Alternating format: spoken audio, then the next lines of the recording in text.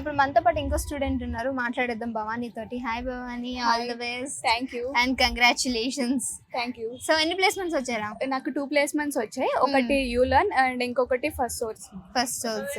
So ఎలా అంటే Aditya college అనగా నార్మల్ గా బయట అందరూ కూడా ప్లేస్మెంట్స్ కోసం ఇంజనీరింగ్ కాలేజ్ కి వెళ్తూ ఉంటారు.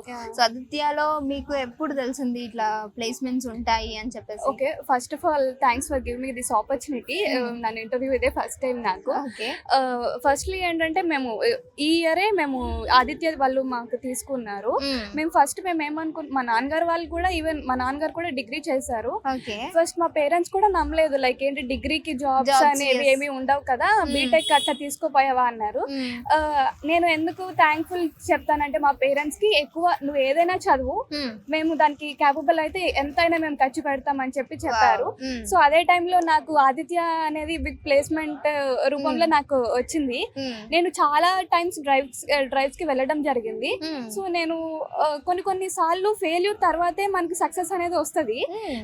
ఫస్ట్ ఏంటంటే నేను చాలా వరకు డ్రైవ్స్ కి వెళ్ళాను, అటెంప్ట్ చేశాను, బట్ ఫెయిల్యూర్స్ అనేది నాకు ఫస్ట్ వచ్చాయి.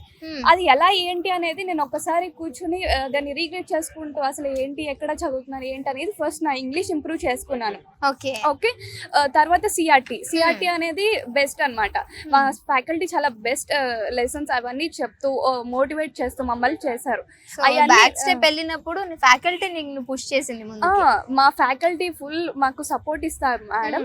సో దాని వల్లే మేము ఈ 2 ప్లేస్మెంట్స్ కూడా నేను అచీవ్ చేశాను.